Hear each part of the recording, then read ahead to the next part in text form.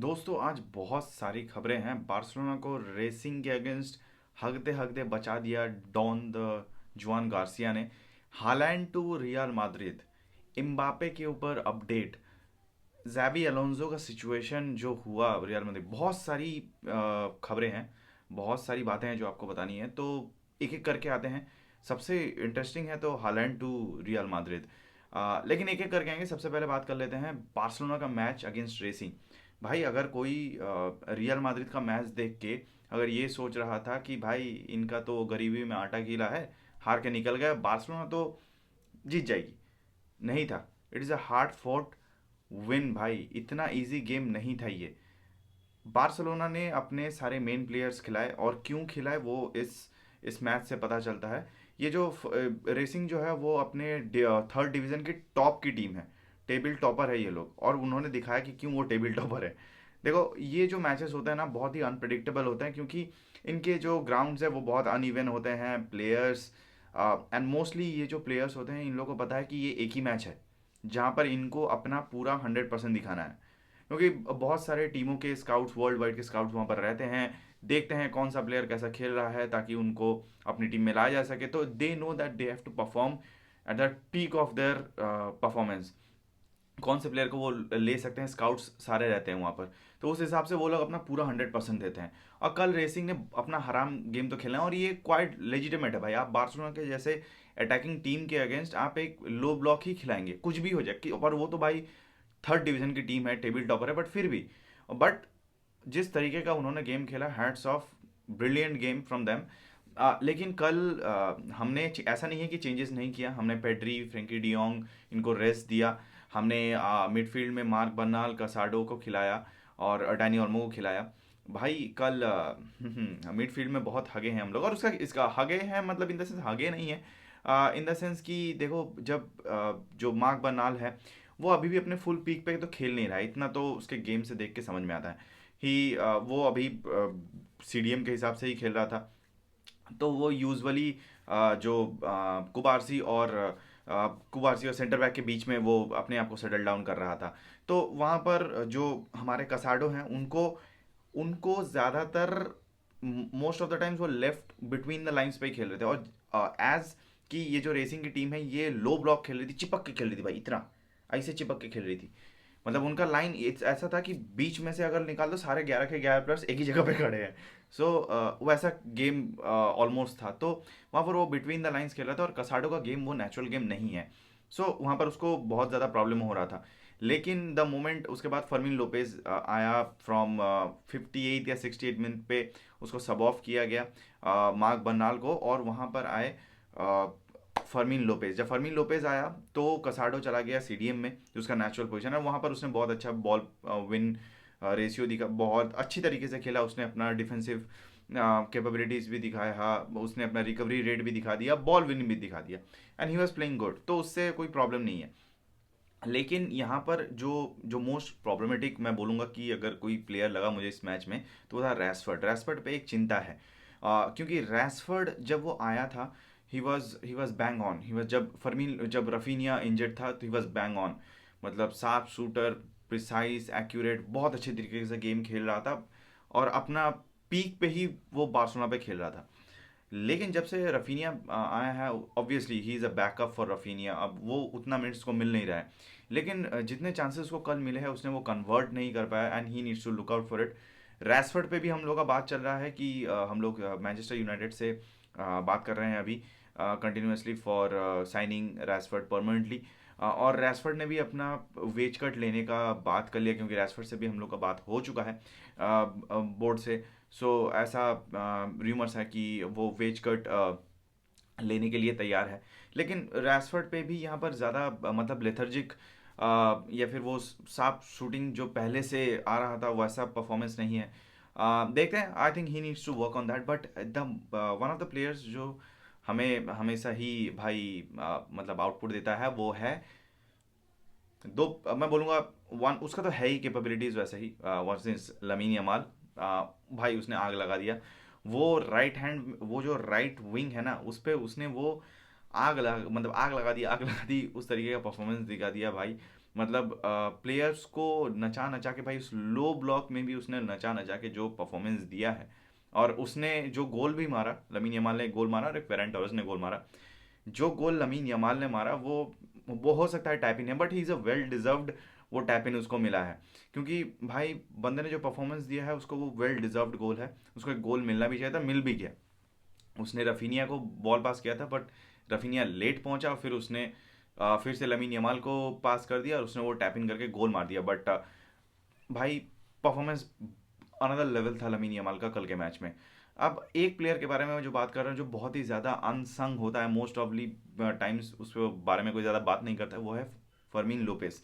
जो पहला गोल आया था फेरन टोरेस के साइड से, वो जो सब लाइन पास, जो भाई वो बिटवीन द लाइन से जो पास आया था, जिसको फेरन टोरेस ने उसको जो कंट्रोल करके उसने जाया, वो जो भगवान का भला हो कि उसने वो बॉल कंट्रोल करके गोल पे डाल दिया।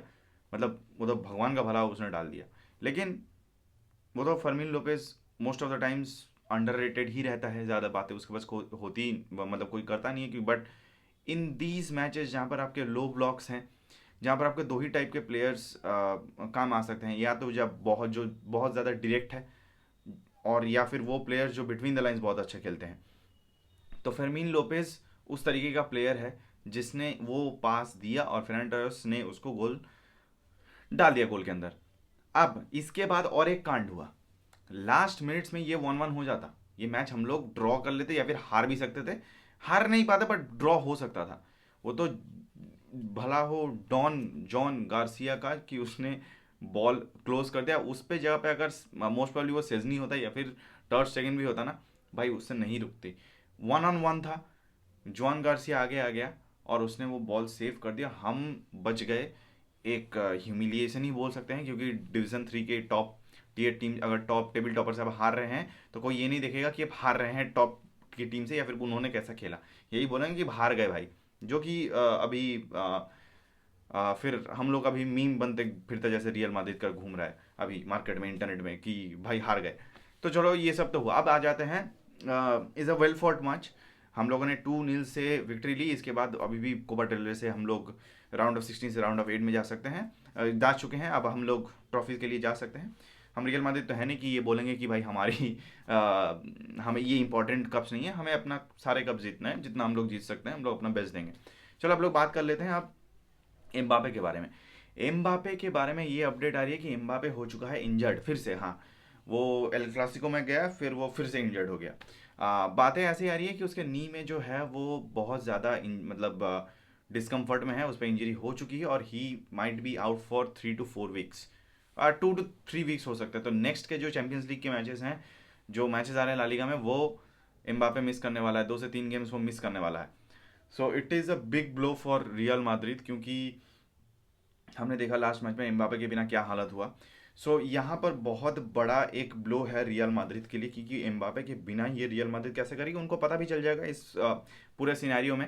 जब एम्बापे नहीं रहेगा किस तरीके से वो लोग परफॉर्म कर सकते हैं। वैसे आर्बेलोर तो भाई वो डिस्काउंटेड मोरिनियो है, मतलब डिस्काउंट, मतलब मोरिनियो का डिस्काउंटेड डिस्काउंटेड वर्जन है। भाई अलग तरीके का ही प्लेयर है, मतलब समझ में आ रहा है कि किस तरीके से उसको मतलब डिफाइन भी करूं एज अ कोच, क्योंकि Real Madrid as a team भाई अभी तो बहुत ज़्यादा ही मतलब बिखरी पड़ी पड़ी हुई है। तो देखते हैं क्या होता है, लेकिन विद एम्बापे अभी करंटली आउट है फॉर द नेक्स्ट 3 वीक्स, इतना तो अपडेट है।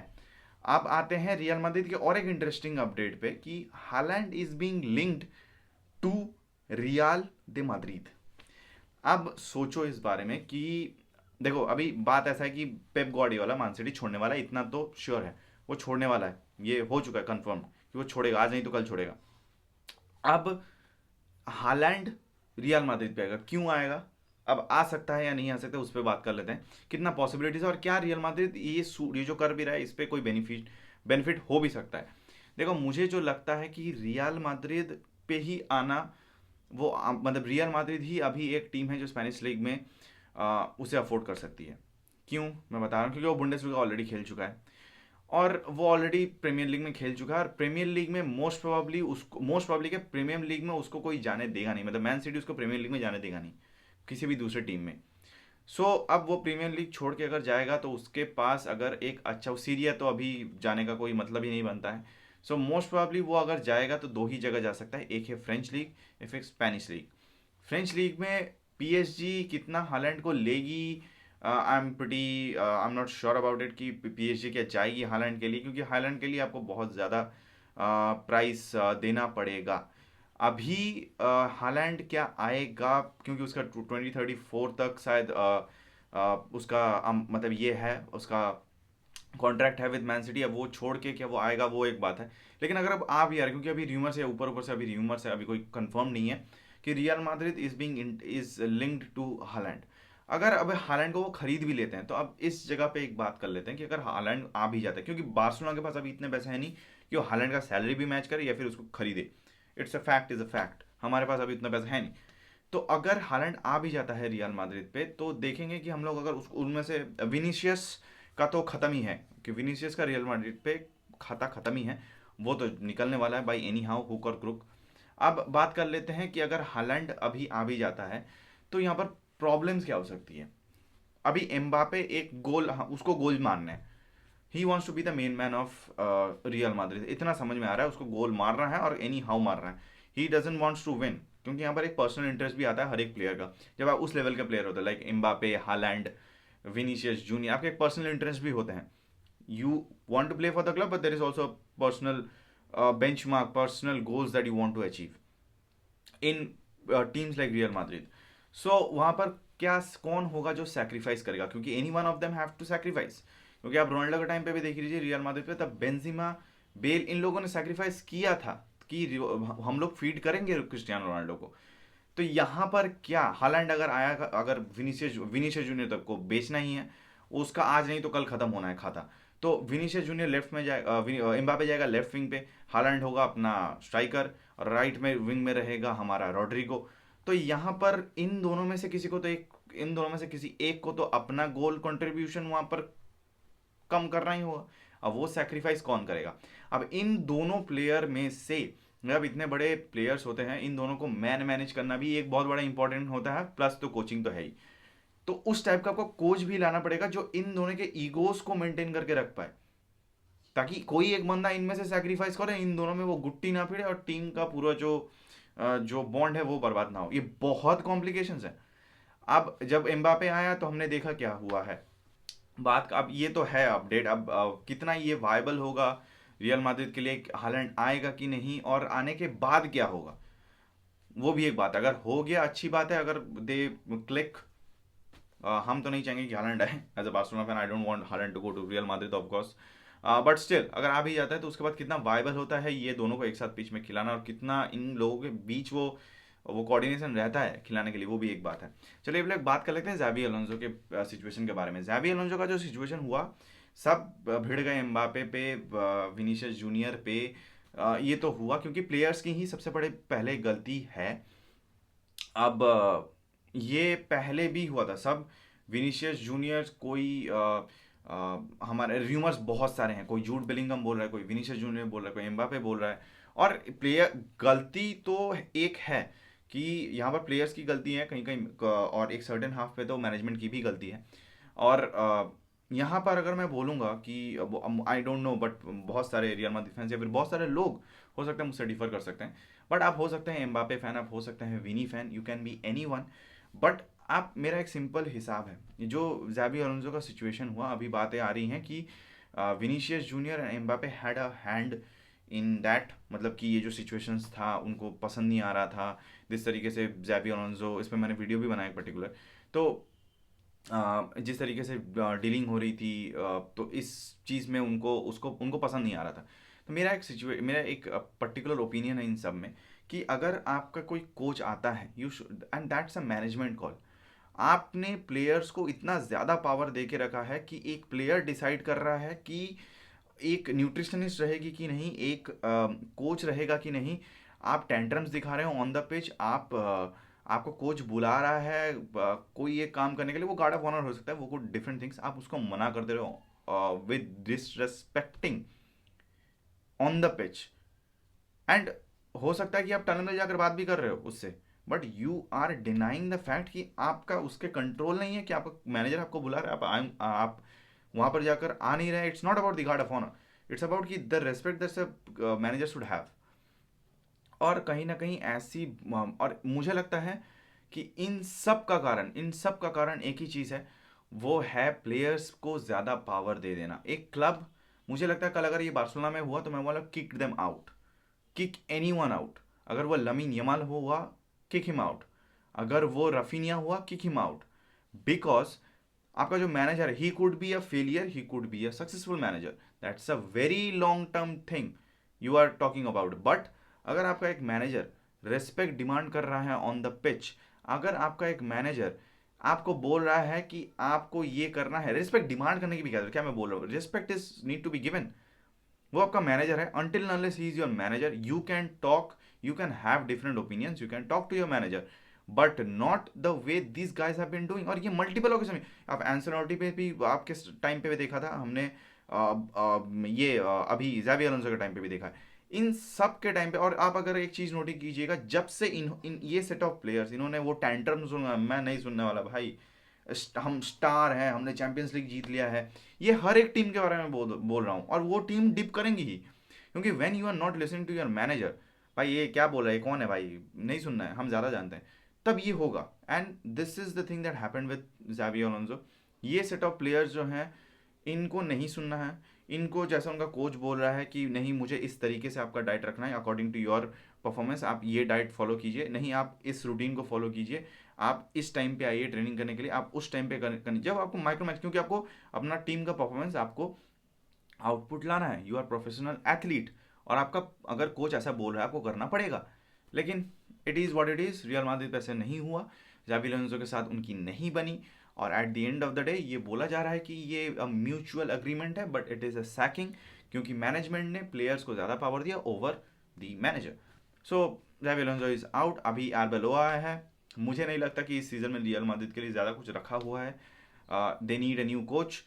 जॉर्जन क्लॉप ने भी उनको मना कर दिया है कि हम तो नहीं आएंगे, मैं तो नहीं आने वाला।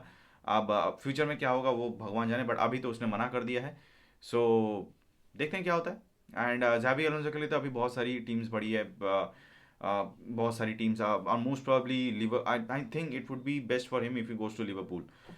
जब पता नहीं, but he that feels for me कि it's the best spot for him to go to Liverpool, because this जो सेट्स ऑफ प्लेयर्स हैं और जिस सब सेट्स ऑफ सिचुएशन में है वहाँ पर सब नए प्लेयर्स हैं, young players, and they would listen to him the way he wants to operate. They would listen to him. So I think that's the best place he can go. So आपको क्या लगता है इन पूरे जो सारा मैंने आपको न्यूज़ दिया है फुटबॉलिंग वर्ल्ड के बारे में, बताइएगा आपको कौन से न्यूज़ के बारे में क्या ओपिनियन है आपका। So up till next video guys, विस्काल बारसा।